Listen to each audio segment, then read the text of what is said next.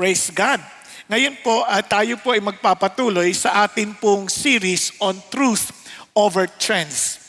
Alam po ninyo, napaka-importante po ito sapagkat yung ating next generation, kailangan ho natin talaga silang ihanda. Kasi kailangan natin silang ihanda sa mga hamon na kanilang haharapin. At gayon din naman, tayo pong mga nasa next generation. Di ba? Kailangan din at naintindihan natin kung anong nangyayari sa ating kapaligiran nang sa gayon alam natin paano natin ina-navigate yung pong buhay na ipinagkatiwala sa atin ng Diyos. Now, isang bagay po na gusto ko maintindihan ninyo. Nung panahon po ng Israel, meron pong grupo na ang tawag sa kanila, the Sons of Issachar. At sila po ay mga nakakaunawa ng panahon. At sinabi niya, dahil doon, sila po'y may kaalaman kung paano po mabubuhay ang mga Israelita. Now, alam po ninyo, hangad ng Diyos na bawat isa sa atin na tagasunod ni Kristo ay maging mabunga. Naniniwala ka ba doon? That God wants you to be fruitful. Kaya sabi ng Panginoon, you did not choose me, I chose you. Ako ang namili sa'yo. Para ikaw ay magbunga at ang iyong bunga ay manatili. Yun ang hangad ng Diyos. At alam nyo ba na ang gusto ng Diyos, tayo po'y maging overcomer. Kung narinig nyo kanina, yung sinasabi po ni Alvin, sabi niya, may mga kabataang gusto na magpakamatay o magpakatiwakal dahil parang wala silang naintindihan paano nila papagtagumpayan ang buhay. Napakaraming tao ang daling sumuko sa buhay ngayon. Katulad ng katabi ninyo, sumuko na, natulog na. Pero, hindi, ang aga ha. Alam niyo, matagal na ako hindi namamansin ng mga natutulog pero hindi ko nakayanan eh. Sorry ha. Nagpipigil din ako eh. Pero, nandiyan tayo. Pero anyway, marami sumusuko na agad sa buhay. Now, ang tanong, hindi yun ang hangad ng Diyos because God wants us to be overcomers. Kaya sabi ng Bible, we are more than conquerors in Christ Jesus. Nagkakaintindihan. If God is for us, who can be against us? Can you imagine that? Ang hangad ng Diyos, ikaw, ako, ay maging matagumpay. Napakisabi sa katabi mo, hangad ng Diyos, ikaw ay magtagumpay. Ayan. Ngayon, etong problema. Bagamat hangad ng Diyos na tayo magtagumpay, kahit maging may pagsubok, ha, tandaan niyo, no temptation has overtaken you, which is not common to man. Sabi ng Bible, but God is faithful. Sobrang tapat niya that He will not let you be tempted beyond your strength. Ulitin ko, walang bagay na nangyayari sa iyo at sa sino mang sa atin na hindi alam ng Diyos at pinahintulot ng Diyos. At hindi niya yung pinahintulot dahil hindi mo kaya. Pinahintulot niya yun dahil kaya mo. Kaya natin. Are you following? Ay? Parang hindi nyo kinaya. Ulitin ko ha. Kaya, bawat pangyayari, bawat hamon na inalaw ng Diyos, kaya natin. Kasi God is faithful. Sabi niya, and the temptation itself will give you a way out. Yung mismong pagsubok ang magbibigay sa'yo ng daan para ito'y mapagtagumpayan. Yun ang hangad ng Diyos. Are you following? Ang problema, minsan hindi natin alam anong ginagawa ng Diyos sa ating kapaligiran. Because we are not walking in step by the Spirit. Yung banal na Espiritu, binigay sa atin yan ng Diyos. Dahil alam niya ang palatuntunan ng Diyos. Walang nangyayari sa mundo na hindi kabahagi ng palatuntunan ng Diyos. Kanya lamang, we need to understand ano yung nangyayari para alam natin to navigate. Kahit alam mo yung katotohanan, kung hindi mo alam yung pangyayari, hindi mo alam paano mo i-apply yung truth na binigay sa atin ng Diyos, sa ating kalalagayan, kung hindi natin naiintindihan. Kaya marami sa atin, we are being caught off guard. Nagugulat lang tayo. Ano nangyari? Di ba? Pagkatapos ng service, ano, tapos na? Kanina pa. Ano nangyari sa'yo? Diba? Hindi mo alam kung ano nang kaganapan. Sa ginaw, sa ganda ng upuan, nawala ka sa iyong sarili. Now, what I'm trying to say is this. Kidding aside, this life, most people, hindi na alam paano gumalaw sa business. Kasi hindi nila inaalam ang panahon. Hindi nila alam paano gumalaw sa opisina. Hindi nila inaalam ang panahon. They just think that everything will be accidental. Hindi ho. Even if we belong to God, we're praying. Kung hindi tayo sensitive to what the Holy Spirit is accomplishing, magugulat tayo, iwan na tayo. Kasi once the cloud of glory moves, you have to move along. Once it settles, you have to settle. Kaya alam dapat natin ano ang kilos ng Diyos. Kaya nga, God wants us to keep on praying. Sabi ng Lord, time will come that people will be caught in surprise dahil sa worries of life and the drunkenness and the dissipation. Bakit? Sabi niya, paano mo ma-overcome? Keep on the alert. Pray at all times. Inuunawa natin anong mga nangyayari. Kaya wag tayong mahuli na hindi natin naintindihan. And parents, listen to this. You need to prepare your children. And children, listen to this. If your parents fail you in preparing you for what will be coming soon, itong isang bagay, our Heavenly Father is preparing you now. Kaya makinig kayong mabuti. Huwag nating biruin ang mga nangyayari sa ating paligid. Bibigyan ko kayo ng halimbawa. Itong magkaibigan na ito, si Elizabeth, at yung kanyang 14-year-old, 17 si Elizabeth at 14 years old si Jennifer, nagkaroon sila ng matinding pagkakamali dahil nag-shortcut sila isang gabi, 11:30, galing sila sa isang party ng kanilang kaibigan. At tumawag sila sa kanilang bahay, sabi na kanyang bahay, sabi nila, "Ma, pauwi na po kami." Just to inform them. Naisipan lang mag-shortcut sa isang mapunong mga lugar at ilang na lugar. Can you now imagine? No? Amerika ito. At safe na safe supposedly sila ron kasi may ilaw naman. Alam nyo, kakaibang sa ibang lugar. Kanya sa Japan, malaya ka maglakad kahit gabi. Sa Korea, kahit naman dito, pwede ka maglakad ng gabi, di ba? Bakit kayo tumatawa? Hindi ba pwede? Pwede. Kaya lang, talagang medyo may challenge. Pero pwede. Hindi naman totoong hindi pwede. Safe pa rin tayo. I still feel safe pa rin sa bansang Pilipinas, di ba? Kung mali yung feelings ko, at least feelings lang naman eh. Pero what I'm trying to say is this, shortcut sila. At nung nag-shortcut sila, meron pong tinatawag na black and white gang na nagkakaroon ng initiation. Doon sa initiation na yon, para ipapakita nila ng pagkamacho, sila po ay umiinom ng beer, pagkatapos po ay pinagsusuntukan nila yung mga bagong sali, parang part ng kanilang initiation. Nung sila po ay magkakahiwa-hiwalay na, nakita nila itong magkaibigan na ito. Isipin niyo, sabi niya, kunin natin sila. Hinabol sila at sa madaling salita, sila po ay nagahasa. And after 4 days, they were found dead, naked. At ayon sa pagsisiyasat, hindi sila agad namatay.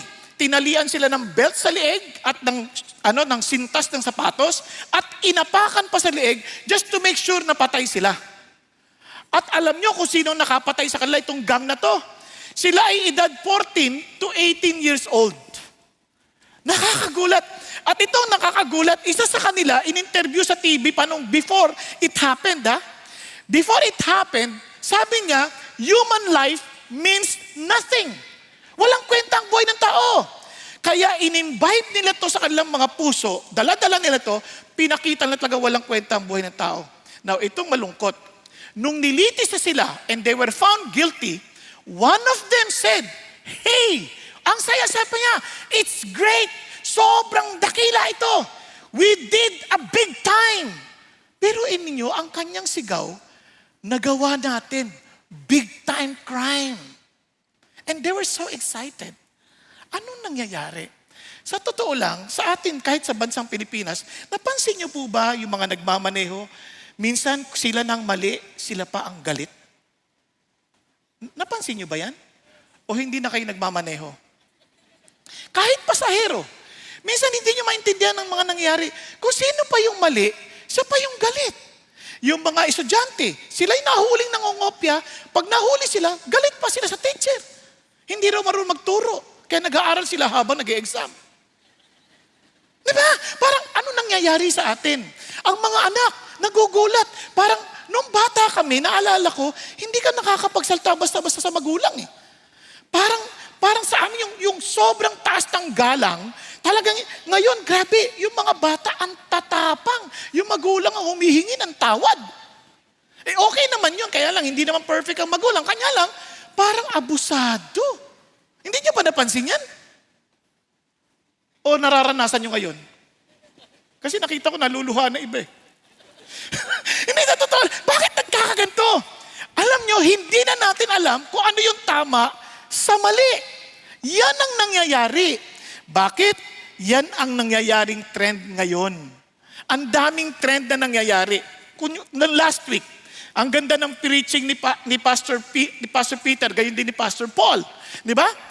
Ano daw yun? But if not, faith. Di ba? But if not, paano kung hindi?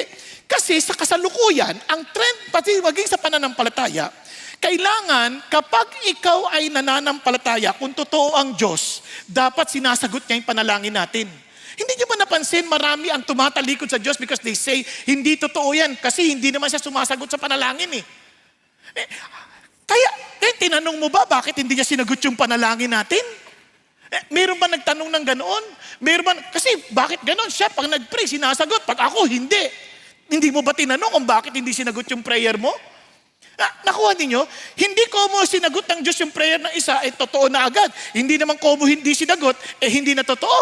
Ang sinasabi ko lang ganito, ang totoong pananampalataya, sabi niya, authentic. Paano malalaman authentic yan? Lahat nagsasabi, nananampalataya kami. Hindi, authentic yan kasi yan ay naka-anchor sa resurrection ni Jesus Christ. Kumbaga, kahit anong sabihin mo, kapag totoo, kahit ano pang sabihin mo, totoo yan. Kahit pasaningalingan mo yan, totoo yan. Kaya if there is something that we can be assured of our faith, that the faith that the Jesus we serve, the Jesus we believe, kahit hindi niya sinagot yung prayer ko, but I believe Him because He rose again from the dead. Are you following? Hello? Now, tingnan nyo, bakit importante? Tingnan nyo. Sabi niya, if there is no resurrection of the dead, not even Christ has been raised, and if Christ has not been raised, then our preaching is vain. Your faith also is vain. Paano tayo nakatitiyak na yung Diyos nating pinaglilingkuran ay yung Diyos nila, Shadrach, Meshach, and Abednego? Dahil sa yung Diyos na nagpadala ng kanyang bugtong na anak na si Jesus, namatay at nabuhay magmuli ayon sa kasulatan. Amen po? Kaya ito pa, if the dead are not raised, that even Christ has been raised. If Christ has not been raised, your faith is worthless and you are still in your sin. Now, if Jesus rose again from the dead, listen to this. Pag namatay ka at ako, mabubuhay tayo ulit at haharap tayo sa Diyos para sa kanyang tunay na paghuhukom. Now, if we will not take Him seriously, medyo matakot tayo ng konti. Kaya nga, yung ating pananampalataya, authentic. Bakit? Kasi nabuhay ang si Jesu Cristo. Ang ganda nito, sabi nga ni Sean McDowell, habang lumalayo yung pangyayari sa panahon natin, lalong nag-a-advance yung technology para mapatunayan na ang pagmuling pagkabuhay ni Jesus ay totoo. Nasusundan? Kaya kung ayaw mong aralin, ikaw na yan. Hindi na kasalanan ng Diyos yan. Kaya dahil dito, we are centered on God in our faith. Kumbaga, aatin ako ng D-group, hindi dahil sa ginawa ng D-group leader ko. Umaatin ako ng D-group dahil sa ginawa ni Jesus Christ. Naunawaan po ba yan? Hindi, ayoko nang umatin sa D-group kasi hindi sila nagtitira ng pagkain. Huwag kang mag-alala. Umatin ka ng D-group dahil si Jesus nagpapakain ng 5,000. Kahit kulang na yung tinapay, sumusobra pa. Bakit nawalan ako? Fasting ka siguro, sabi ni Lord. Mas higit niyang alam kung anong best para sa atin. Iba sa atin, sasabihin natin, nakasalalay kay Lord. Pag umulan, ayaw na tayo magkita-kita dahil umulan. Kala ko ba centered on God? Nakuha ninyo? Okay pa kayo? Hello? Kaya ito'y malaking hamon po sa marami sa atin at itong pinakamaganda. Triumphant. Bakit triumphant? Dahil may miracles? Hindi. Triumphant because He allowed us to obey Him and glorify the name of Jesus. Kahit minsan walang miracle. Tingnan niyo si Peter. Sabi ni Lord, Peter, nagpaalam si Satan sa akin para kayo ay salain. Sabi niya, pero pinag-pray kita para yung faith mo hindi mag-fail. hindi mabigo. Kaya pag bumalik ka, palakasin mo yung mga kapatid mo. Nasusundan ninyo? Ang faith na triumphant, hindi dahil sa himala. Yung faith na triumphant, kasi hindi ka nawalan ng pagtitiwala at sumunod ka sa Kanya at siya ay naluwalhati. Amen? Nagkakaintindihan? So, yun ang sarap ng ito ang ating inaharap. Now, alam niyo po ba, sa bawat panahon, may mga iba't ibang trend na nangyayari. Para lang natin maintindihan, for example, sa mga matatanda, noong 1946 hanggang 1964, yan ang mga tinatawag baby boomers, no? At mga silent generation. Ano ang trend nila? Dahil sa kanilang karanasan sa digmaan at karanasan sa mga patayan na matitindi na kanilang na witness, takot silang mamatay. Kasi parang hindi naman biro yung mamatay. Kahit naman sino sa atin, minsan kahit na hindi naman kahit sabi natin, uy, Christian na ako, hindi na ako takot mamatay. Pero pag nalaman mong may cancer ako, ba't ako may cancer? Mamamatay na ako. Hindi pa. Bukas pa. Hindi pa agad. Kinakabahan na tayo sa totoo lang eh. Diba? Kasi we need to be honest. The worst enemy that we have is death. Kaya natatakot mamamatay. Tatanda tayo. Loss of purpose. Wala na akong dahilan. Kaya iba, napansin nyo ba yung mga may edad minsan matampuhin? Hindi nyo napansin yun? Kasi dati sila nagdidikta. O gawin mo gawin to. Ngayon, ang hirap sa'yo, hindi ka nakikinig eh. Ha? Tapos, parang wala ka na magawa. Huwag nyo nang gawin yan. Umupo lang kayo. Dati ako umaakyat dyan eh. Ngayon hindi ko na magawa. Kasi baka malaglag kayo. Pag nalaglag kayo, nang patay kayo. Tapos sasabihin, ba't pa ako nabubuhay? Kung wala naman na pala akong magagawa. Ganito lang ba talaga pag matanda? Nakita niyo yung mga nangyayari? Hello, tingnan niyo yung katabi ninyo. Di ba? Parang, wow. Excited sila magka-senior citizen card dahil sa 20%. Pero paano kung kahit sa pagbili mo ng pagkain, hindi ka na rin makanguya? Wala na rin magagawa ang 20%. Ang natutuwa na lang mga apo. Diba? Kaya, wala na ako. Paano na ako? Yung self-sufficiency, kailangan trabaho kaya sila noon. Talaga gusto nila to make sure that it's my destiny. I will do for it. I will work for it. Pero sabi Lord, no. Your purpose in life is to live for Christ and to die is gain. Hello? Pakisabi mo ulit sa katabi mo, anong purpose mo sa buhay? To live for Christ and to die is gain. Pakinabang yan. At even to your old age, itong pangako ng Diyos, you might say, paano na ang buhay ko? Paano kinabukasan ko? Ito sabi ng Lord, hindi kita pababayaan hanggang sa pagtanda mo. Nagkakaintindihan? Katiyakin mo, magkaibigan kayo ni Lord. Are you following? Dahil kung hindi si Lord ang kalaban, paano? Sasabi, I will carry you. Kung kaaway mo siya, I will throw you. Nagkakaintindihan tayo? Now, nung lumipas ang panahon, mga middle-aged adults, siyempre mga Gen X o mga millennials, di ba? Ito yung mga pinanganak ng mga 1990s to 2000. Ang tendency sila na maging materyaloso. Kasi siyempre nakita nila yun, puro success. Kasi from boomers, busters, ito na sila, kailangan kumita tayo, makapaglakbay tayo, ganyan. Kaya they were so career-oriented, trabaho. Eh problema, lalo naman sila nagiging committed at stress. Hindi sila nakikinig doon sa biblical truth eh. Parang hindi lang nakita sa kasaysayan, nangyari na yan sa Pransya. Yung kaya nagkaroon ng French Revolution. Sabi ng Pransya, huwag ka makinig sa Bible. Sabi ganun, dapat magtrabaho tayo 10 days para marami tayong production. Nangyari, na-stress sila. Kaya naggalit sila, nagkaroon ng revolusyon, yun. Away sila, hindi sila naging productive. Kasi ayaw na makinig sa Diyos. Ang gusto ng Lord, the Lord can provide for us, but you have to learn to rest. Hello? Yung anak ko nga ngayon, nagbo-board exam. Last day nila ngayon eh. Aral lang, sabi ko, anak, learn to trust God. Rest. Hindi kailangan magre-rest ka din. Nag-board exam din ako. Nagtatrabaho pa ako habang nagre-review. Pero I have to rest. Kailangan ko i-rest yung isip ko. Magkumanta sa Panginoon Diyos. Sumamba sa Kanya. Mag-relax. Kasi I trust in God. Kahit anong aral ko, hindi ko mamememorize lahat ng aklat. Pero isang bagay ko ang alam ko. My God knows everything. Are you following?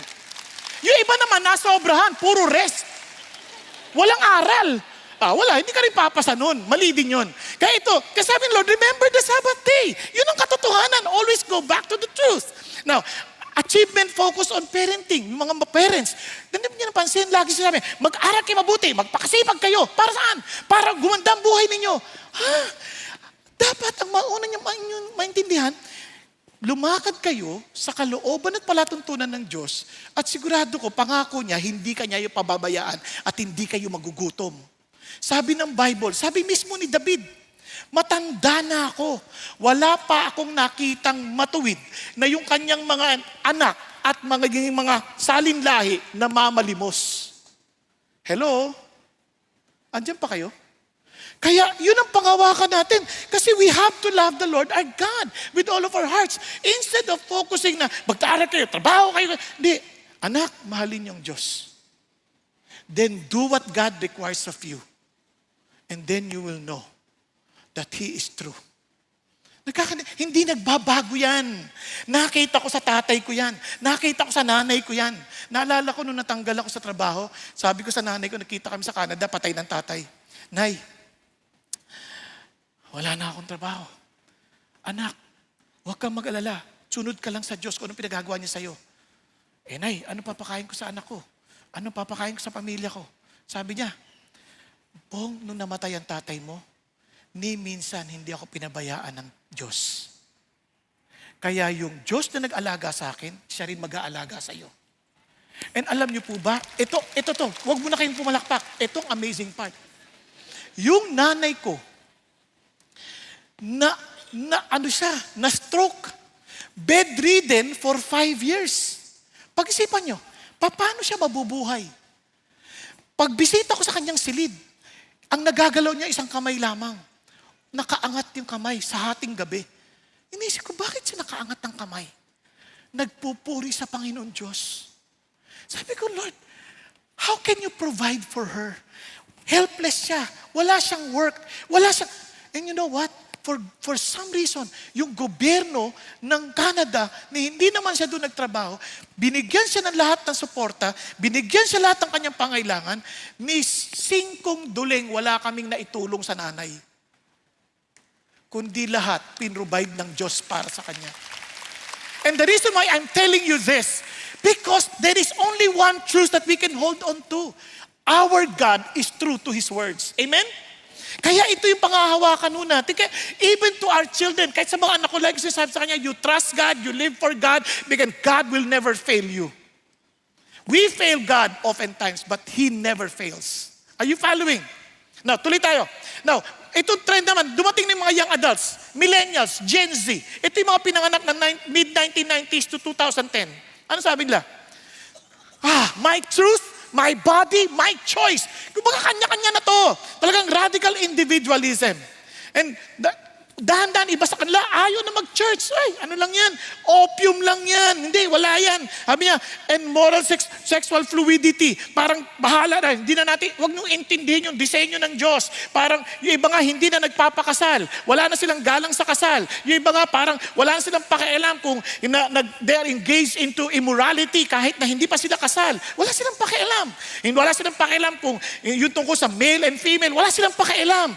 Ang sa kanila, no. It is us. It's us who will determine what is moral. Pero ano sabi ng Diyos? Your body? Are you serious? Is that really your body? Sabi ng Lord, your body is a temple of the Holy Spirit. Kung ikaw ay Christian, naintindihan mo, nga, ang katawan na to, hindi akin. Eh, sabi gano'n, kaya you are not of your own. Now, how would I know na hindi yan iyo? Sino sa inyo namili kayo ng katawan ninyo? Wala. Pati mukha natin, hindi natin napili. Basta nung pinanganak tayo, at pag nagkaroon na tayo ng kaunawaan, tumingin tayo sa salamin, ganun na lang. Diba? Wala tayong pagpili. Yan na yung tsura natin. Just to show us, hindi ikaw ang nagdesisyon para sa mukha mo. Pati nga mga magulang, nagulat, kamukha mo, tatay mo. Di ba? Pagka gumanda-ganda, kamukha ko. Ganun lang ang usapan. Wala tayong choice. It only means it was given to us. Now, ganun din. Disengage ka sa church, where will you find, ano as in you're fighting, ano as in, kumbaga yung conviction. Bakit? Wala. Kasi kailangan natin ng isa't isa. Tingnan nyo, sa mundo, kala mo nag-cheer sila sa'yo. Pero sa totoo lang, inggit sila sa'yo. Pero hopefully in the body of Christ, nandun yung sincerity of heart, praising and giving glory to our God. Nagkakaintindihan? Kasi ang takot natin sa Diyos. Dating, kunyari sa ating ganito ito, pwede ka magkunwari naman, nakikinig ka eh. Pero, wala na yung diwa mo. Pwede naman yun eh. Pero ikaw na yun. Pero as Christians, ikaw ba magkukunwari ka pa? Naku, ano niya ibig sabihin? Kung bakit tayo, kunyari, nasa D-group tayo, magkukunwari ka pa ba? Tayo na lang yan. Kung ba sa bahay, magkulukuhan pa ba tayo? Tayo na lang to.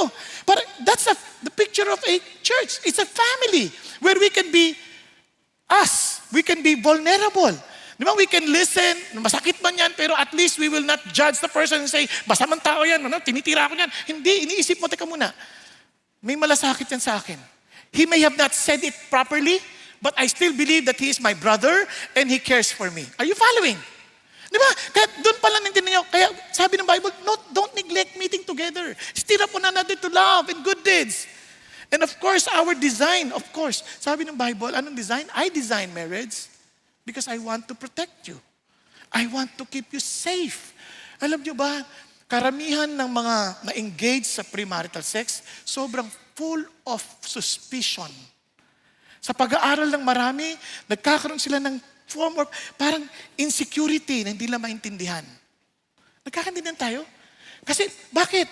Kahit anong gawin mo, may epekto sa kanilang puso kasi you're sinning against your body. Now, alam nyo, pagdating ng ilang panahon ulit, iba na naman ang challenge nila. The children of today, the youth, anong challenge sila ngayon na nakikita ninyo? Hindi na sila nakasentro sa Diyos. Kanya-kanyang Diyos na to. All faith will lead to God. Yan ang sinasabi na ngayon. Lahat yan. No, di totoo yun. Sabi ni Jesus, I am the way, the truth, and the life. No one can come to the Father except through me. Alam nga, mas magaling pa yung tao kaysa sa Diyos. Nagkakaintindihan to tayo. Kaya nga sabi ng Bible, kaya ang tao ngayon, anong nangyari? They want to be accepted. Di nagbabago yung problema ng tao. They want to belong. Kaya sobrang amplified yung identity. Hindi niya ba napansin? Panay ang post sa social media, waiting for likes. Pag walang nag-like, ay walang nag-like. Di ba? Mag-o-open ng panibago account, ilalike niya yung sarili niya. Di ba? Para lang may like. Di ba? Anong nangyayari sa ating mundo? Now, tingnan niyo po. Noon, pag nagkakain, lahat yuyuko, magpe-pray. Ngayon, yuyuko para picturean. Chuk. Di ba? Tapos ipapakita sa social media, itong pagkain ko. Para sa ano? Hindi masamang maglagay, pero ang tanong ko, why? Para sabihin sa kanila, look at my food. Di ba? Ang lakas ng dating, kahit walang datong. Di ba? Eh yung pala, pinicture mo, pagkain ng katabi mong table. Hindi mo pa pagkain. Naglulukohan mo? Parang niloloko lang yung sarili kasi ina-amplify lang yung sarili nila. Yung iba naman, kung hindi, papakita yung picture, parang, ito lang ang pagkain ko. Maawa naman kayo sa akin. Di ba? Sa totoo, ako hindi ko rin maintindihan yun. Kasi kahit mayroon akong Facebook, hindi ako naglalagay ko ano kinain ko, saan akong party umaten, saan ako pumuntang bansa. Kasi anong punto ko? Parang, I'm still asking myself, why will I post this? Hello? Parang, ito na yung narating ko? Nakuha niyo po? Para ano? Para maglaway yung mga classmates sa atin noon? Para sabihin ng mga classmates, grabe si Rito, kilala mo yan? Yung mabaho? Tingnan mo, nasa itaas ng Mount Fuji. Umuusok pa yung mundok. Di ba? Parang, hindi natin maintindihan. At ang pinakamalupit, yung truth is subjective. Kasi yung truth ngayon, pinag-uusapan, dalawa yan absolute and relative. Pag sinabi mong absolute truth, it is something universal. It is true to everybody. Nagkakadinan tayo. Pag sinabi mo namang subjective or relative, depende yan sa'yo. If it's good for you, do it. Yeah, parang ganon. It's up to you. It's your choice. Parang ganon siya sabi.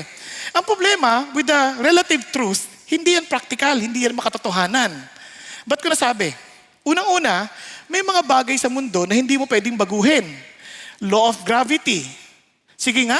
Ay, hindi ako naniniwala dyan. Hindi yan totoo. Relative yan. Di pumunta ka sa taas, tumalong ka. Para malaman mo na walang kahit anong gamit, malalaglag ka at bali-bali buto mo. Di ba? Kasi that's something true. Pag sinabi natin ito, itim, itim to. Hindi mo sabihin, hindi. Tingin mo lang yan. Sa akin, puti yan. Ang tawag sa'yo, colorblind. Di ba? Ganun lang kasimple yung buhay. Parang huwag mo nang pahirapan. Kaya may mga tao na sabi, it's unfair. Why are you saying it's unfair? Because it is not, you cannot claim relativity in truth. Kaya ka nagsasabi na unfair, mayroong common to everybody na alam mo, it is not fair. Kasi we are operating with the idea that there is an absolute truth. Are you following? Kaya hindi siya, kaya yan ang nangyari. Kaya ngayon, tingnan niyo mga bata ngayon. Because of that trend, at hindi na nakita yung katotohanan sa salita ng Diyos, hindi na nakita yung katotohanan na may Diyos, hindi na nakita that we are to be identified with Christ, ano nangyari? Tingnan niyo yung kanilang statistika. 46% of Gen Z, sobrang stress at anxious. At parang sa lahat ng panahon, ayon yan sa survey ng 2021. Ano pa? Yung Gen Z have the least positive outlook on life. Parang hindi na makita, may saysay pa ba buhay? Di ba? Tapos ito pa, yung 2 to 3 times more likely than other generations have thought about attempted suicide in the past year. Hindi ko yun makompute. Nung panahon namin, sa hirap ng buhay, naghahanap kami ng paraan mabuhay. Ngayon yung mga bata, sa sobrang dali ng buhay nila, may instant na lahat, instant noodles, pati internet, lahat ng research. Sa sobrang kaburingan ng kanilang buhay, naghahanap ng paraan mamatay. Hindi ko makompute. Bakit? Kasi nga, akala nila lahat relative. It's good for you, do it. Hindi. Alam natin in the truth of the scripture na merong mali at tama. Are you following? Tingnan niyo po, sa Philippines, tingnan niyo na lang sa Pilipinas, ito, the second loneliest country in the world and the most lonesome in Southeast Asia. Wow! Hindi ko yun maintindihan. Manood kayo ng Senate hearing, manood kayo ng House of Representative hearing. Ang saya-saya kaya. Full of drama. Di ba? Pero ngayon, loneliest ang Gen Z? Ano nangyari? Di ba? Kaya 3 in 10 or 20% called Christians, hypocritical. Ang tingin na sa Christian, hypocrisy lang yan. Bakit? Feeling nila, hindi naman totoo lahat ng claims ng mga Christians. Kasi I tried eh. No, you never tried. Kasi Christianity is dying to yourself and living for Jesus. Many thought they tried. They tried to come, but they're not willing to die. Are you following? Nakuha niyo po? To many, akala lang Christianity is just joining a CCF like this. Hindi po. Christianity is a new life in Jesus Christ. Where you say, I no longer live, but Christ who lives in me. Paano ka madidepressed? Sinapak ka, hindi ikaw yun. Si Jesus ang sinasapak mo. Lagot ka kay Lord. Paano ka madidepressed? Sige nga. Lord, wala akong makain ngayon. Perhaps you want me to go home. Sabi ng Lord, hindi pa. Pinapapayat lang kita. Diba? So, biglang, oo nga. Paano ka madidepress? Meron kang Diyos na sumasalo sa'yo. Lord, iniinsulto nila ako, baboy daw ako. Hindi ikaw ang ininsulto nila. Yung itsura mo lang. Pero ikaw, anak ko, at mahal kita. Are you following? So, paano ka madidepress? If you know you're dead to yourself and alive in Christ, wala kang dahilan para ma-depressed. Ngayon sabihin, ba reality ang depression? Of course, for those who are clinically depressed, marahil ayaw mo magpa-araw kasi gusto mong pumuti. Nadidepress ka talaga. Kulang ka ng vitamin D. Nagkakaintindihan tayo. Meron mga ibang dahilan. Mga chemical imbalance. Obviously, magpa-doktor ka. I'm not referring to that kind of depression. Kaya lang may mga taong di lang maintindihan, bakit paggising ko parang ang lumbay-lumbay ko? Pag-isipan nyo, bakit? Kasi wala tayong tatakbuhang Diyos. Aaminin ko may mga pagkakataon, paggising ko sa umaga, parang ang lumbay-lumbay ng buhay. Pero I thank God, I can run to Him. and spend time with Him and cry before Him. And with the grace, by the grace of God, I would sense His loving embrace, reminding me always, my son, I will never leave you nor forsake you. Your life is in my hand and I will always protect you. Di ba ang sarap nun? Kasi kaya ang problema ng marami ngayon, we have the form of religiosity na wala na yung reality ng Diyos. Parang alam lang natin, ito gagawin ko, step 1, step 2, step 3. Hindi, may relasyon tayo sa Diyos. Kakausapin natin ng Diyos. Dahil mahal na mahal tayo ng Diyos, siya mismo nagpapaalala sa atin, I am here for you. Hindi kita iiwan. Kaya naman, ngayong araw na to, pag-uusapan natin ay isang bagay, isang katotohanan na importante sa lahat. Ano po yun? Sabi ang ating pag-uusapan, truth, live it, and pass it. Bakit? Bakit kailangan natin ipamuhay ito? Kasi kung hindi natin ipamuhay yung truth, truth is useless kung hindi natin maipamumuhay. Are you following? Truth is only true, parang talagang ito magiging pakinabang sa atin kung hahawakan natin to at ipamumuhay natin ito. Pag sinabi ko halimbawa sa inyo, totoo na kay Kristo may buhay kang, may kabuluhan kang buhay. O alam ko yung katotohanan na yan. Binigay mo ba yung buhay mo kay Jesus? Kung hindi mo bibigay yung buhay mo kay Jesus, hindi mo maintindihan na may kabuluhan. Same thing with Peter. You remember Peter? Nandoon siya sa bangka. Lord, kung ikaw yan, kung totoo kang ikaw yan, palapitin mo ako sa iyo. Sabi ni Lord, alika. Siya kasi totoo siya. Alika. Eh kung sabi niya, joke lang Lord. Nakatakalan eh. Hindi na, joke lang yun Lord. Hindi ako Hindi. Gusto mo malaman totoo siya yan? Humakbang ka. Lumakad ka sa tubig. Tumingin ka kay Jesus. Unless you apply the truth, that truth will always be useless. Kaya marami, we understood, we heard the truth, but we are not willing to give our lives to the truth because we are afraid dahil baka hindi siya totoo. Then hindi ka naniniwala. Are you following? Kaya nga we need to live it. Para magising-gising tayo lahat. Ito. Halimbawa ito yung truth. Live it. Live it. Naintindihan? At hindi lang yan. The moment you experience the truth, the moment you understood, totoo to. Totoo, nung meron akong dengue, sabi sa akin, kumuha lang ako ng tawa-tawa. Ginawa ko, totoo nga. Pinapasa mo kaagad yung tawa-tawa. Nasa bakit hindi nangyari sa akin? Mali ka. Umiiyak kayo nung iniinom mo. Dapat tawa-tawa. Joke lang to ha. Baka pangatawanan nyo. Joke lang to. What I'm trying to say is this. Once you understood something na ito nga ay solusyon at gusto mo ipasa Gusto mo ipasa. Tama ba? Ayos tayo? Kapag alam mo totoo, gusto mo ipasa sa lahat. Huy, alam mo ba, namimigay ng pera Ako? Saan ako kukuha? Si Pastor Paul. Diba? Namimigay ng pera. Kung nandito siya, lapitan mo. Namimigay siya ng pera. Oh, hindi yan totoo. Totoo, nga nakatanggap ako. Tingnan mo, ko yung pera mo. Mukha niya yan ah. Ay! Litrato niya pala. Pero sabihin natin, totoo. Di ba, agad-agad. Talaga, totoo ba? Pupuntahan mo siya Hahanapin at hahanapin mo. Tama, mali. Ganon din. Oh, leave it. Sabi mo, leave it. Then pass it. Fist bump. No, fist bump to somebody. Ayaw niyo makipag-fist bump, nanay. Nanay, pakipag-fist bump ka para ma-feel mo rin. Natotoo yan. Di ba? Hindi na totoo lang, but what I'm trying to say is, kung talagang seryoso tayo sa katotohanan na to, for sure, I'm telling you this for sure, the moment you experience the truth, you will pass it. Kasi bakit mo, pag isang bagay na enjoy mo at totoong alam mong totoo, imposibleng hindi mo ipapasa. Yun ang ating pag-uusapan. Kaya tingnan natin itong si Timothy. Si Timothy, sabi ni Paul, an apostle of Christ Jesus according to the commandment of God, our Savior, and of Christ Jesus who is our hope. Timothy, dahil sa tinawag ako ng Diyos, ito yung ating pag-asa. Ito yung ating tagapagligtas. Kaya to Timothy, my true child. True child in what? In the faith. Sa madaling salita, talagang siya ang nagdala sa kanya sa Panginoong Jesucristo. And sabi niya, grace and mercy and peace from God, the Father and Christ Jesus, our Lord. So sino ba itong si Timothy na ito? Itong si Timothy na ito, unang-una, siya po ay, ang kanyang magulang, yung tatay niya, Greek, at yung nanay niya, Jewish, at nakakilala sa Panginoong Jesucristo.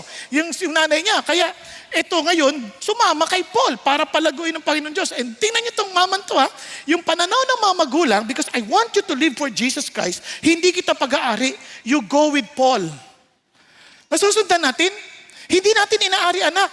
Lahat tayo, our understanding, itong anak na to, aalagaan ko sa paraan ng Diyos dahil pag-aari ito ng Diyos. Kaya aalagaan ko siya, tuturuan ko siya, sumunod sa Diyos. Hindi siya yung parang, anak kita, ha? Tandaan mo, makinig ka sa akin. Hindi, makinig ka dahil ang hangad ko, lumakad ka sa totoo mong tatay. Yung kanyang kalooban, ang iyong hahangarin. So ito, they were willing to give Timothy to Paul para maging anak na ni Paul in the faith. Now, he possessed a genuine faith. Mababasa niya sa 2 Timothy 1:5. Sabi niya, I am mindful of the sincere faith within you. Sabi nga doon ni Paul. At hindi lang yon. Sabi ay, ba't nauuna siya? Nagmamadali. Yan. At ang kanyang edad, marahil mga, sabi ng mga scholars ha, siya po ay mga late 20s or early 30s. Yan. Kaya bata pa siya. Bata pa siya. Kumpara sa mga may edad ng mga panahon na yon. And of course, siya ang nagpapasto ng Ephesian Church. Now, listen to this. Itong amazing part. Paano ko papastoran po ang Ephesians Church? Sabi ni Paul, ganito ha, hindi madaling church yun. Tingnan nyo. Sabi ni Paul, I urge you upon departure for Macedonia. Aalis ako ha. Kaya remain on at Ephesus so that you may instruct certain men not to teach strange doctrines, not to pay attention to myths and endless genealogies, which give rise to mere speculation rather than furthering the administration of God, which is by faith. Now, isipin niyo to. Kadalasan yung mga nagdadala ng maling katuruan, ang tatapang yan. Hindi mo mapigilang magsalita yan. Kapag nakaharap ka ng isang taong may daladalang maling katuruan, ang daldal niyan. Parang hindi ka pagsasalitain. Nakaranas na kayo? Hello? Kasi ang taong alam niya yung totoo, tahimik lang, makikinig yan eh. Saka lang magsasabi ang pag tinanong mo na.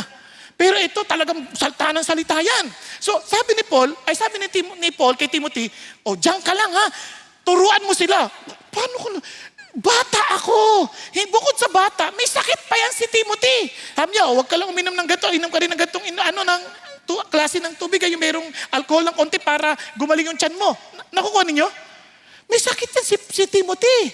Kaya sabi niya parang, wow, paano ko sila tuturuan? So itong bilin ni Paul, paano? Tinuturuan niya, paano? Tayo rin. We want everyone somehow to know us and to accept us and to respect us. Tama ba? Sino dito ang ayaw marespeto sa buhay? For sure. Lahat tayo gusto natin nire-respeto tayo. Pinakikinggan tayo. Kaya nagagalit ang mga bata minsan. Ang hirap sa inyo mananay, hindi makinakikinig sa akin eh. Di ba? Parang saltanan. Gagalit agad. Hindi naman po ako gumawa nun eh, kapitbahay. Ba't ngayon mo lang sinabi? Hindi ka nagkikinig eh. Di ba? Minsan ganun yung mga hindi nakikinig. Kaya nagagalit. We don't want that. We want to be heard. We want to be listened to. We want to be taken notice. Ito, tingnan nyo. Ano sabi ni Paul? Ganun din si gusto mo yan, pero itong sasabihin sa inyo, let no one look down on your youthfulness. Kahit sino, ulitin ko gusto natin nakikilala tayo. Itong panahon natin ngayon, ang trend, gusto nating lahat mag-create ng sarili nating stardom. Kaya nga, nagpo-post tayo sa social media. Nagugulat ako kahit mga Christians. Di ko maintindihan bakit kailangan ipakita nila yung mga katawan nila. Maiikling kasuotan. Di ko maintindihan. Parang, nangangarap ka bang maging osang? O Jezabel? Ano dahilan mo? Ba't mo kailangan gawin yan? Para makita mo rin na ako rin, may ganyang katawan. Di ba? So what? Di ba? Gusto mo, kapag ganyan, ako simple lang ako sa buhay. Yung mga ganyan nagpapakita ng katawan, parang ginagawa mo ng sarili mong hipon. Anong hipon? Binibigay lang katawan lang ang pinapahanap mo at walang laman yung ulo.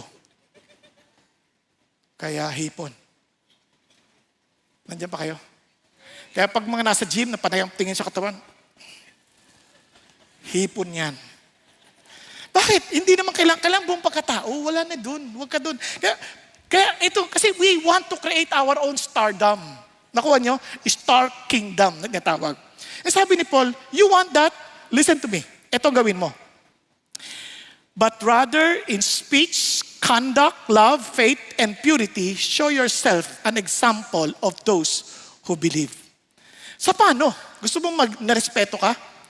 Sa iyong pananalita, sa iyong pagkilos, sa iyong pagmamahal, sa iyong pananampalataya, sa iyong kadalisayan. Sabi, ipakita mo na ikaw ay halimbawa sa mga nananampalataya. And for sure, they will respect you. Are you following? Pakisabi sa katabi mo, maging halimbawa ka sa salita, sa pagkilos, sa pagmamahal, sa pananampalataya, at sa kadalisayan. Be an example. Tulad ngayon sa panahon natin.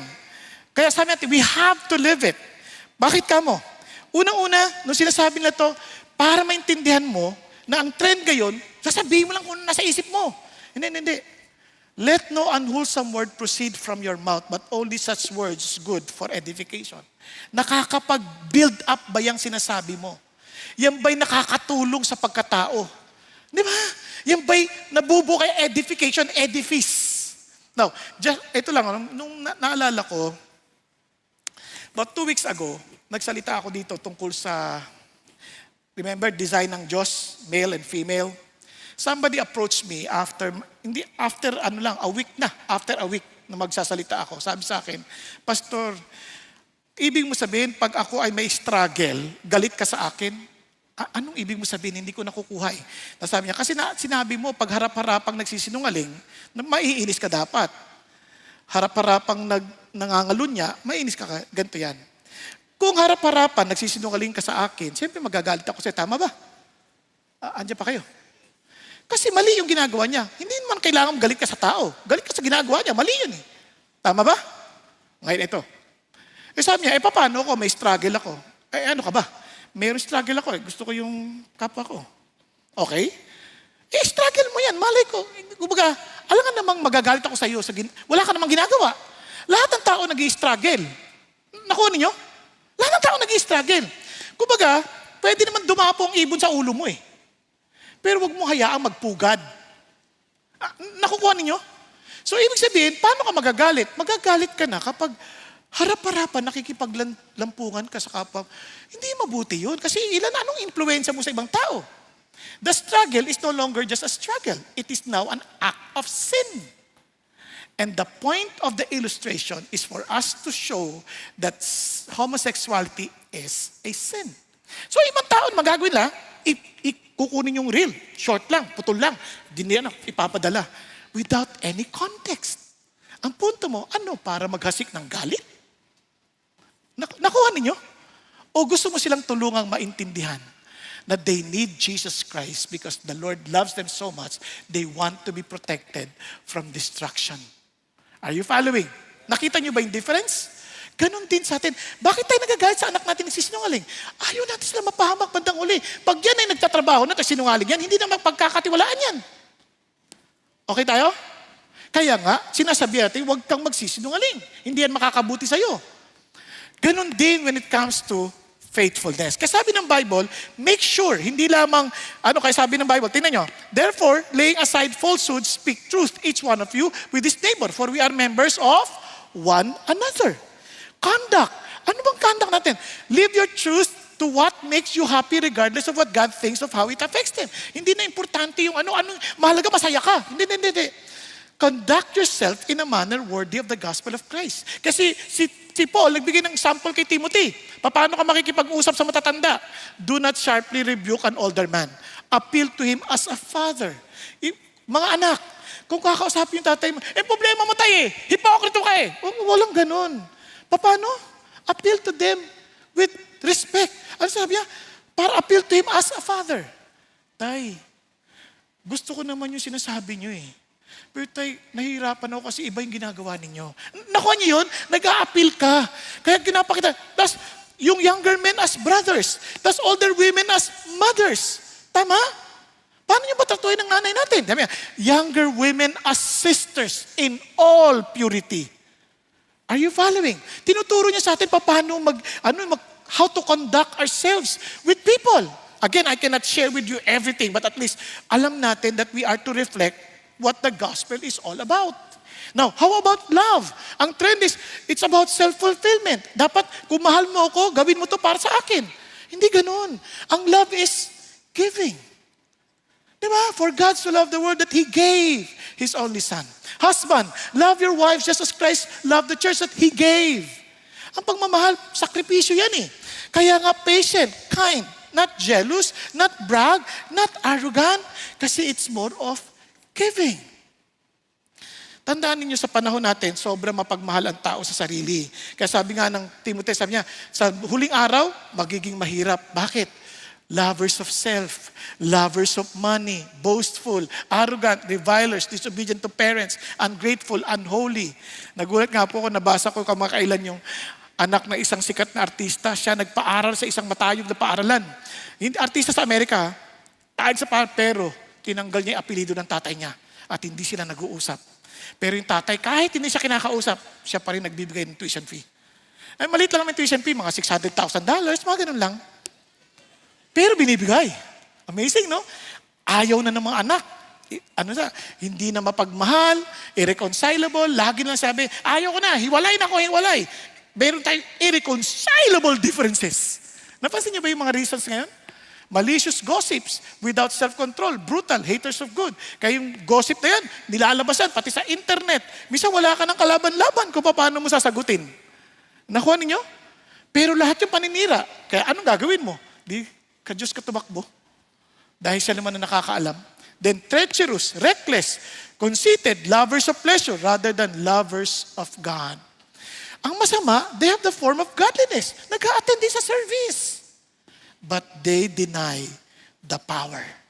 Yung truth, yung power ng truth, hindi nila sinasabuhay. Walang kapangyarihan sa kanila. Nagkakaintindihan po? Now, sa faith, ang sabi, believe in yourself above all else. Kung gusto mong maging magandang destiny mo, ikaw yan. Don't expect others to do it for you. Sabi ng Lord, no, trust in the Lord with all your heart. Do not lean on your own understanding. Acknowledge Him in everything. Amen? Amen po? Yun ang faith. When it comes to purity, ano sinasabi ng mga tao? Anything goes if it feels good. Walang boundaries, luma na yan. Ito yung truth. Sabi ng Bible, flee from sexual immorality. Alam niyo sa lahat ng tukso, immorality lang ang pinatatakbo tayo ng Diyos. Kaya mali yung kantang, O tukso, layuan mo ako, kay rami ng winasak na tahanan. Naalala yung kantang yun? Hindi lalayo ang tukso sa'yo. Sa ganyang klaseng tukso, ikaw ang lalayo. Takbo. Naalala niyo si Joseph? How can I sin against God? Takbo. Eh, inaraw-araw. Joseph. Takbo. Di ba? Anong ginawa ni Joseph? Takbo. Sa lahat ng tukso, yan lang ang tatakbuhan. Hindi to patungo dun sa immoralidad, ha? Palayo. Ulitin ko, mga lalaki, natutukso ka, kahit sino man yan, takbo. Huwag mo i-text. Takbo. Huwag kayo mag-meet up. Takbo. Mga babae, kayo rin minsan natutukso. Takbo. At wag nating gagamitin ng Diyos by saying, kung hindi to will ni Lord, hindi kami pagtatagpuin. Hindi ho. Sabi ni Lord, takbo. Nagkakaintindihan?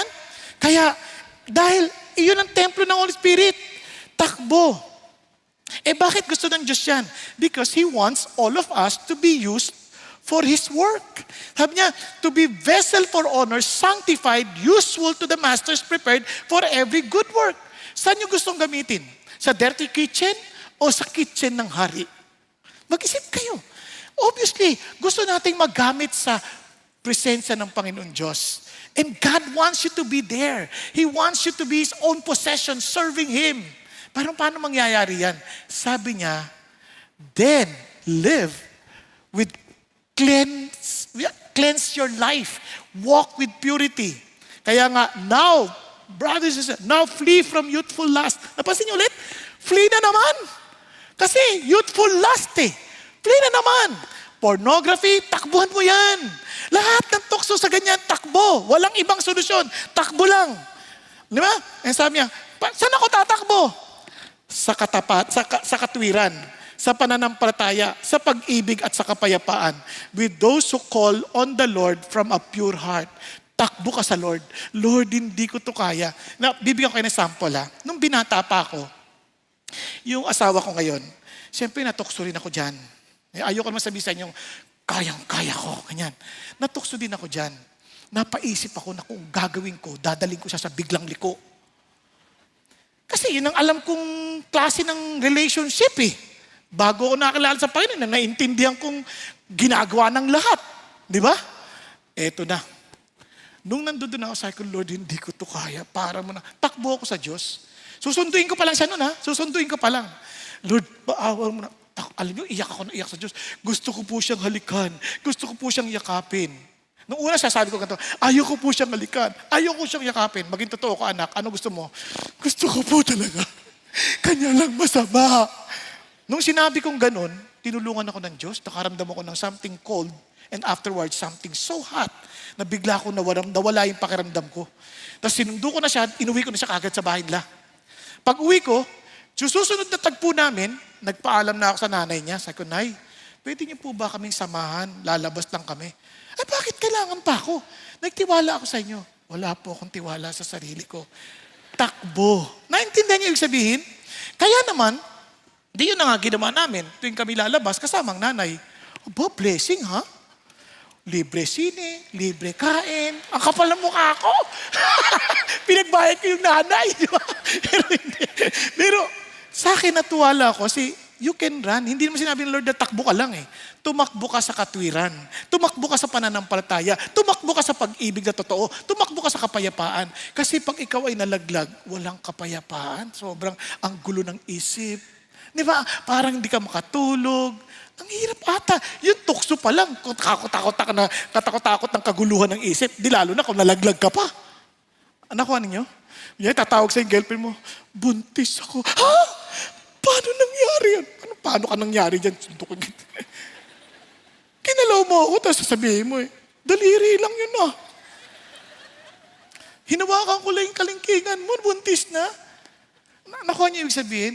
Wala kang katakot-takot sabihin kung wala kang ginawa na hindi ako yan kasi wala akong ginawa sa'yo. Matuwid kitang sinasamahan. Nakuha ninyo? Pero kung may ginawa ka, sinong lalaki yan? Tumigil ka nga. May ka pang ibang lalaking naiisip. Ikaw nga, may ginawa ka masama, kaya magulo na isip mo. Are you following? Andiyan pa ba kayo? Kaya with a pure heart, ligtas ka sa kaguluhan. Paano mo gagawin yan? Anong gagawin mo? Ito sabi ng Lord. Anong dapat mong gawin? Hindi ko na rin alam. All scripture is inspired by God, profitable for teaching, for reproof, for correction. Look at the words. For training in righteousness so that the man of God may be adequately equipped for every good work. Sabi niya, ito na yung salita ng Diyos. Meditate on it. Aralin mo yan lagi para mapamuhay natin. At hindi lang yun. Sabi pa ni Lord, ito importante. Be diligent to present yourself approved to God as a workman who does not need to be ashamed, accurately handling the word of truth. Kaya lagi mong inaaral, binabasa, inuunawa. Itong excuse natin lahat, hindi ako marunong eh. Hirap ako. Hindi ako makapagbasa. Excuse me, gusto ko mag-end sa bahagi na to. Ito, nakikita niyo ba yung mukha itong mama na to? Hindi siya yung eksaktong mama. Halos ganyan ang nangyari sa kanya. Ang pangalan niya si William McPherson. Siya po ay superintendent ng isang quarry. Sumabog sa kanyang mukha yung explosives nila. At talagang nabulag siya, nawala ang kanyang dalawang kamay. Talagang wala, pati yung sensitivity ng kanyang labi. And he came to know the Lord. Sabi niya, paano ako magbabasa ng salita ng Diyos? Wala akong pambasa. Wala akong kamay. Narinig niya, may isang babae sa United Kingdom na nagbabasa ng Bible sa pamamagitan ng labi. Nag-order siya, sabi niya, gagawin ko yan. Tinry niya yung labi niya, wala nang pakiramdam. Dahil tinamaan na ng pagsabog. Iyak siya ng iyak. Panginoon, I want to know you. I want to grow in your word. I want to be trained in righteousness. Sa kakaiyak niya, nadaanan ng dila niya yung braille. Uy, nakakaramdam ang dila ko. Inaral niyang magbasa ng Bible sa pamamagitan ng kanyang dila. Alam mo, sobrang na-inlove siya kay Jesus at pinamamahagi sa lahat, my God is real. Dahil sa katotohanan ng kanyang nakikita. Dila yun. Yung kanyang Bible, basang-basa. Tayo ho, babasa man sana man lang ng luha sa pagbabasa natin, Lord. Thank you for giving me your word. Thank you, Lord God, for speaking to my heart. Thank you, Lord, that you always guide us in our walk in life. Nagkakaintindihan? Kaya wala tayong excuse. Alam nyo kung bakit? Kung mahal mo yung taong nagsulat sa'yo, palagi mo siyang binabasa. Tinext ko ang asawa ko ngayong umaga. Nakita ko, pinin niya pa yung message ko. Bakit? Ako nag-message eh.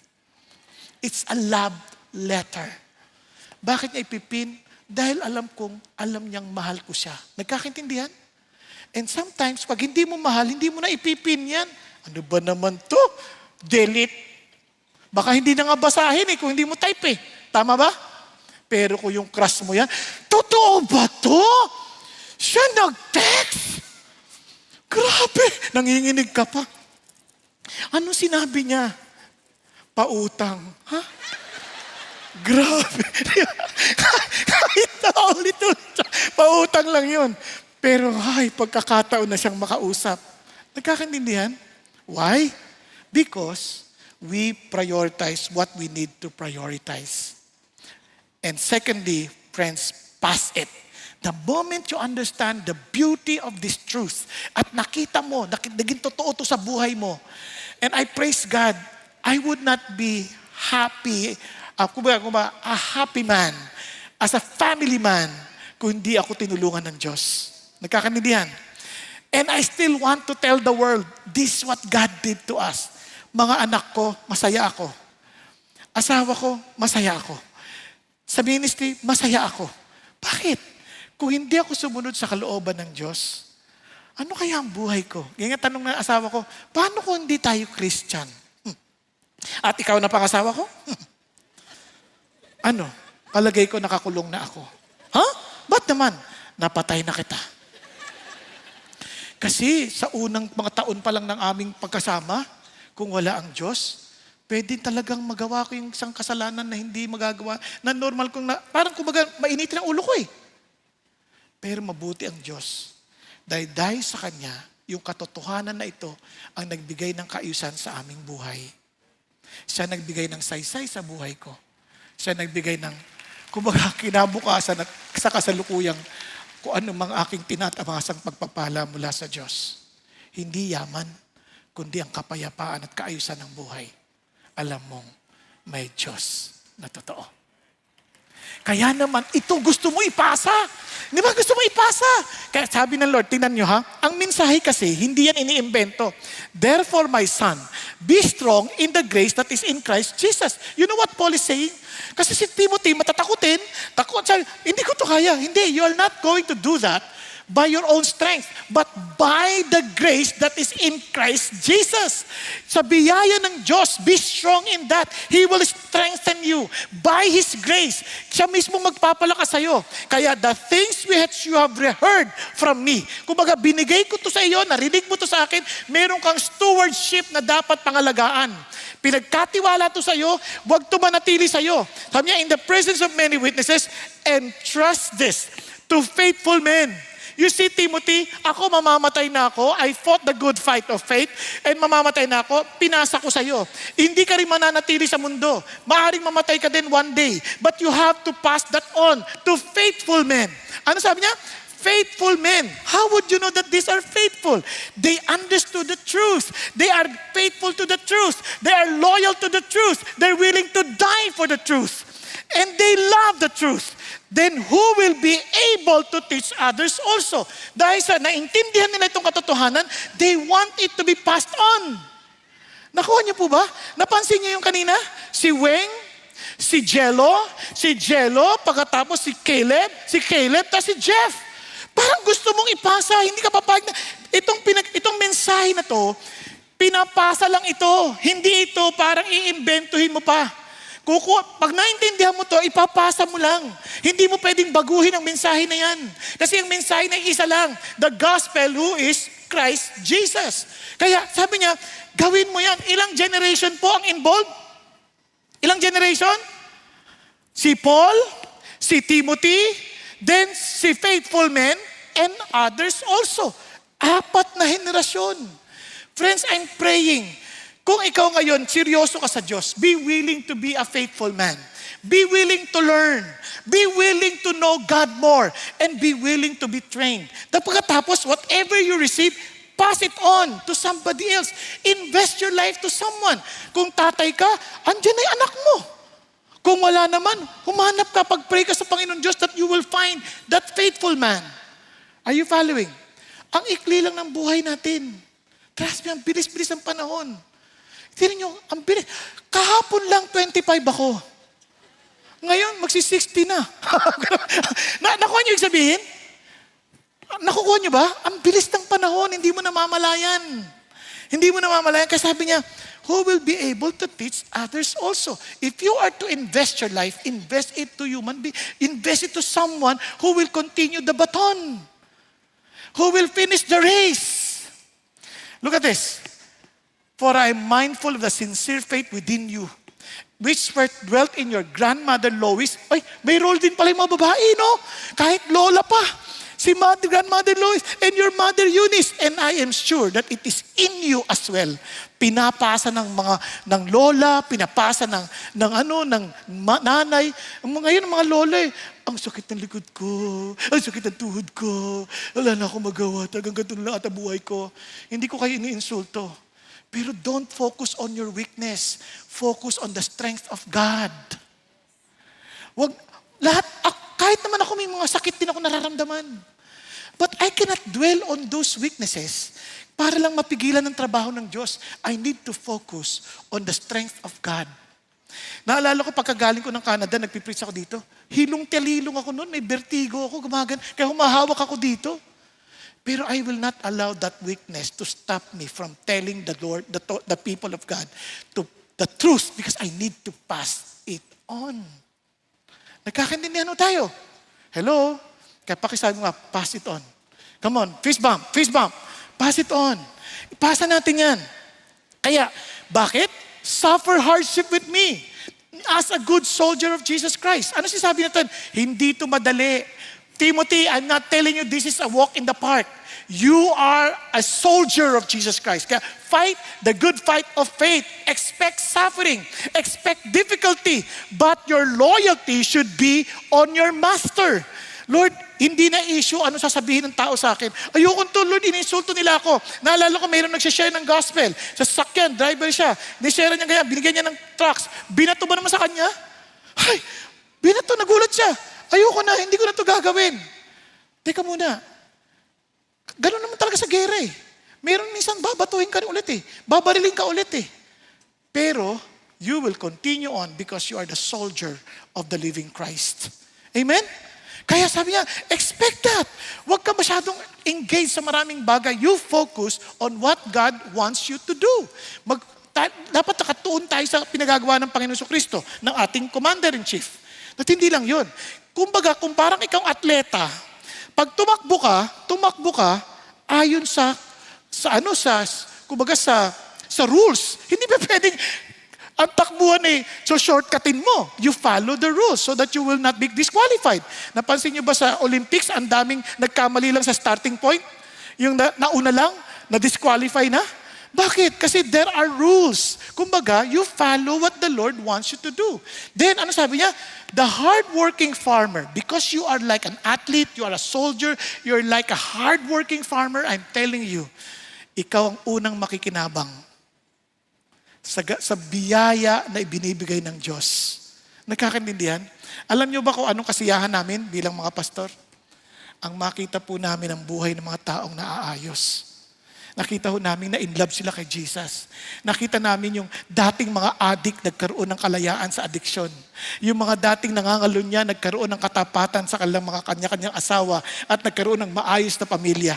Ang makita mga anak dating pariwala, mga pasaway kung tawagin, ay naging masunurin at naging mapasipag sa pag-aaral at nagkaroon ng magandang kinabukasan.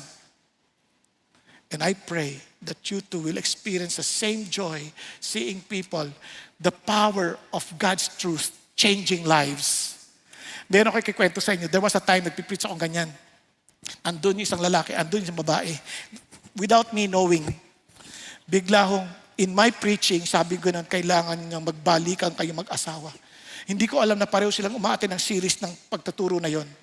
Bigla hong, the following week, dala-dala ho, kasama silang magkahawak kamay. Sabi niya, ito po'y bulaklak. Para saan yan? Sabi niya, kasi po, nung nakikinig po kami sa serye tinuturo ninyo, naisip kong bumalik ako sa asawa ko. Hindi ko maalam na yung asawa ko, nakikinig din. Sabi niya, babalik daw sa asawa ko. Nagtagpo kami sa daan. Kaya itong bulaklak ito bilang paalala na humahalimuyak po ang katotohanan ng Diyos na nagbago ng aming buhay. Friends, the reason why we want to pass this on, because people's lives need hope. They need the power of God, the power of the truth. And kaya sabi ng Bible, if we are to compete, make sure that we are to compete according to the rules. Huwag tayo magsisinungaling, huwag tayo magkukunwari, huwag tayo mangangako ng bagay na hindi naman totoo. Tanggapin mo si Jesus at mawawala lahat ng iyong problema. Hindi totoo yan. Dadami ang iyong problema. Pero meron kang kapangyarihan para mapagtagumpayan ang problema. Nagkakaintindihan tayo? Tanggapin mo si Jesus at yayaman ka. Hindi ka yayaman. Sa halip, magkakaroon ka ng kakontentuhan na parang higit pa sa kayamanan ng anumang maipagkakalob ng mundong ito. Kaya sabi niya, kaya alalahanin mo yan, Timothy, mahirap ito, hindi ito madali. But I'm telling you this, sabi niya, remember Jesus Christ. He too suffered for you. He too, but He rose from the dead. At yan ay sa descendant ni David. Bakit kailangan diinan? Kasi ang pangako ng Diyos manggagaling sa salin lahi ni David. For which I suffer hardship, even to imprisonment as a criminal. Pakita mo yan sa aking patotoo. Kaya for this reason, I endure all things for the sake of those who are chosen so that they also may obtain the salvation which is in Christ Jesus with its eternal glory. Mga kapatid, just imagine this. One day in eternity, somebody will just come to you and say, thank you. For what? You shared the gospel to my brother and he came to me and shared the truth. And I accepted Jesus. Kaya nandito ako, I just want to thank you. Di ba? Ano kayong pakiramdam, no? Biglang lalapit lang sa'yo, hindi mo kakilala. Ate Raquel, thank you. Paano mo? Kayo po ang ginamit ng Diyos. Sa tuwing nakikita ko kayong pupunta sa service na kahit naiika-ika kayo, sobrang naisip ko, merong Diyos, meron ka, yung minamahal mo, gusto ko ring mahalin. Gusto ko ring makilala siya. At dahil doon, hinanap ko si Jesus and God revealed Himself to me. One day, somebody will just approach you and say, thank you for giving your life to Jesus. Na ako rin naligtas. Yun ang sinasabi ni Paul. Naintindihan po? And let me end with this. Sobrang hanga ako kay Billy Graham. He was able to preach the gospel to 2.2 billion people approximately. Pero nobody realized na itong si Edward Kimball na isang Sunday school teacher. Remember, they were looking for volunteers for Next Gen? Diba? Pinagpe-pray niya yung mga batang kanyang tinuturuan. Mga bata sila. Bata rin si Edward Kimball. Pinagpe-pray niya, binibisita niya, and one day binisita niya si D.L. Moody na isang batang nagtatrabaho sa tindahan ng sapatos. Siya po ang nagsasalansan ng mga sapatos sa kanilang tindahan. At pinakilala niya si Jesus, tumanggap si D.L. Moody sa Panginoong Diyos. At itong D.L. Moody, ginamit ng Panginoong Diyos para ikalat ang kanyang salita na sa ngayon, mayroon pang tinatawag na Moody Bible Institute. 2 kontinente, inabot ni D.L. Moody. At isa sa kanilang krusada, si Wilbur Chapman ang nakakilala sa Panginoon. At si Wilbur Chapman, nagpa-train kay D.L. Moody at siya naman po'y naging ebanghilista na kung saan si Billy Sunday, isang professional baseball player, nakakilala sa Panginoon sa isang pagkakataon na siya po ay nagsasalita tungkol sa gospel. Now, itong nakakatawa si Billy Sunday sa kanyang pagpipreach, batang-bata, meron isang batang lalaking si Mordecai Ham na umaten. At nahipo ng Panginoon Diyos at nakakilala sa Panginoon. Nagpa-train at sa ganun, siya po'y ginamit din ng Diyos para mag-ebanghelist. At nung nag-ebanghelyo siya, nakakatuwa, may isang payatot na bata, high school student, na nangakong hindi ako makikinig kay Mordecai Ham. Pero napilitan siyang pumunta para lang guluhin yung kanyang krusada. At sa kanyang pakikinig, siya po'y hinipo ng Diyos at tinanggap si Jesus Christ bilang kanyang Panginoon, tagapagligtas. Ang tawag sa kanya ay Billy Frank. At nung nakilala niya si Jesus, siya ay ngayong kilalang Billy Graham. Mga kapatid, ang tanong mo sa atin ngayon ay ito, ano pang iniintay natin? Ano pang iniintay natin? God is not looking for superstars. He's looking for people who are faithful, available, teachable, free from the love of money, free from the worldly lust. Katawag dyan, fat-free. Yun ang hinahanap ng Diyos. Isa ka ba sa kanila? You see, it's time to do our part today. Our country is going nowhere. He needs you. This country needs you. This country and the next generation needs you. You see, we need to tell the world the truth of the kingdom of God. And in this kingdom, we know that it is only God who can change the life of men. Tayo pong lahat ay yumuko at pumikit. Kapatid, hindi mo gugustuhin ibahagi ang isang bagay na hindi mo pa natitikman. Hindi mo itutulak sabihin sa tao, eto, totoo to, kung hindi mismo ikaw, naranasan mo ang katotohanan na yaon. Ang problema, kahit tanggihan mo ang katotohanan ay katotohanan. The Lord can never deny Himself. He will always be faithful to His words. Kung tatanggihan mo, God will always for sure faithful to punish those who go against Him. Pero if you accept Him, He is faithful to fulfill the promise of His unconditional love to you. Kapatid, huwag mong intayin ang bukas because tomorrow might not be yours. Maaring ito'y huli na. Kailan ka pa magpapagamit sa Diyos pag wala ka ng ngipin para maintindihan ang mga sinasabi mo?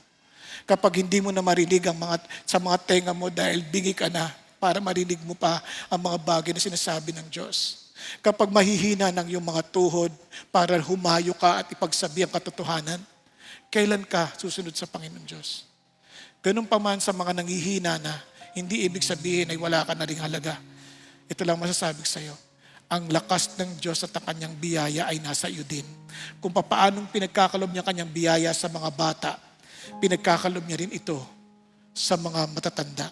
Dahil sa Panginoon, hindi ang edad ang nagde-define sa atin, kundi ang ating relationship kay Jesus Christ. He is our identity. He is our reason to live. For us to live is Christ, to die is gain. Walang issue ng edad.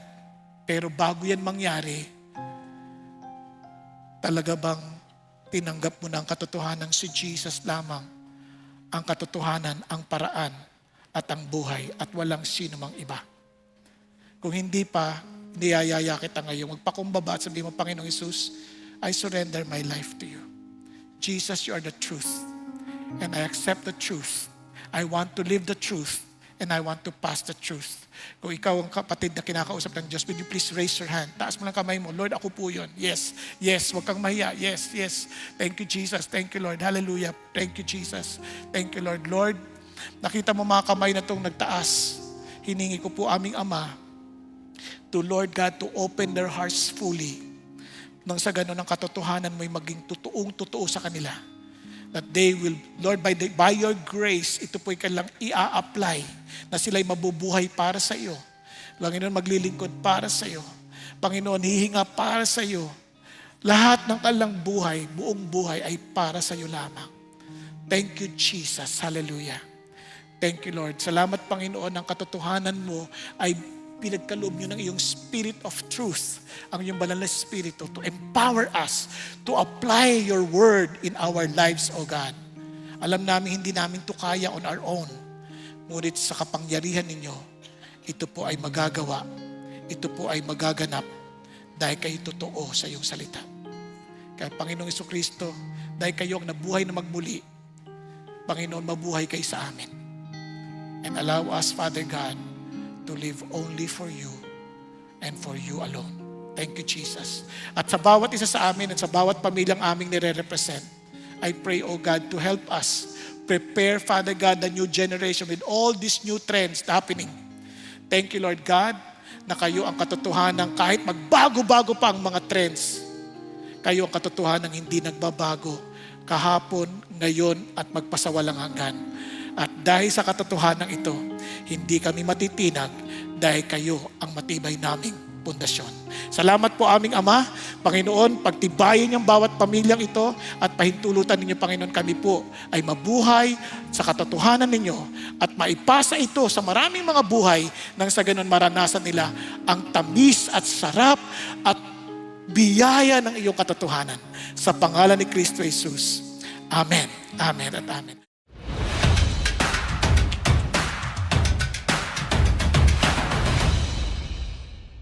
Magandang araw, CCF family! Welcome to Sunday Fast Track where you ask real-life questions and we give you biblical truths. Ako po si Marian Allende mula sa Elevate Youth Ministry at kasama natin ang ating speaker na si Pastor Bong Saking upang sagutin ang inyong mga katanungan.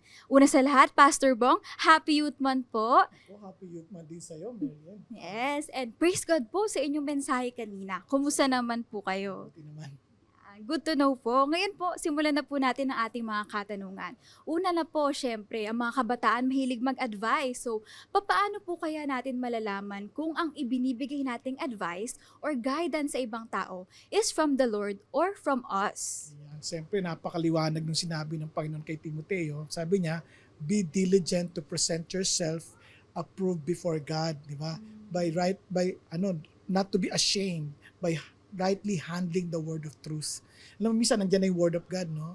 But make sure na tama yung paggamit natin, tama yung pagbasa natin, na sa gayon magabayan yung mga tao ayon sa katotohanan ng Diyos. Kasi kung opinion lang natin yon, siyempre subject yun sa maraming bagay na katanungan at maaring hindi yun magiging matibay na pundasyon. Kundi kailangan ayon yun sa sinasabi talaga ni Jesus. Hindi yung ina-assume natin ano yung sinasabi ni Jesus, kundi ano talaga yung sinabi ni Jesus. Kasi sabi ni Jesus, if you hear my words and apply them, you are like a wise man who builds his house upon the rock. Kaya dumating man yung bagyo, yung bahay matibay pa din. So ganun din ang buhay natin. So when you give our advice, make sure it's according to the word of God at tama yung paggagamit ng word of God. Kasi minsan binagamit yung word pero hindi naman ayon sa konteksto. Kaya make sure na tama yon. And of course, led by the Holy Spirit para hindi yung motive mo, hindi masama, hindi. Kasi minsan mag-a-advise ka, word of God, pero may ulterior motive, no? Make sure na walang ganon. Kasi siyempre, si Lord alam niya yung ating puso. Kaya allow yourself to speak with the power of the Holy Spirit. Amen. Sticking to the Word of God, yun naman po sa pangalawang katanungan. For sure, marami pong nakaka-relate dito. Pwede pa rin po ba ako mag-share ng truth kahit na nagsastruggle ako or madalas akong mag-fall sa sin? Alam niyo, ang katotohanan, hindi dependent yan sa atin. Hindi dependent sa ating lakad, hindi dependent sa ating katapatan. Truth yan eh. Truth will never change. Yan ay universal kahit saan. Minsan nasasabi mo isang katotohanan na maging ikaw, nagigilty ka dahil hindi ka lumalakad ayon doon. At alam mo rin yung consequence ng hindi mo paglakad sa katotohanan.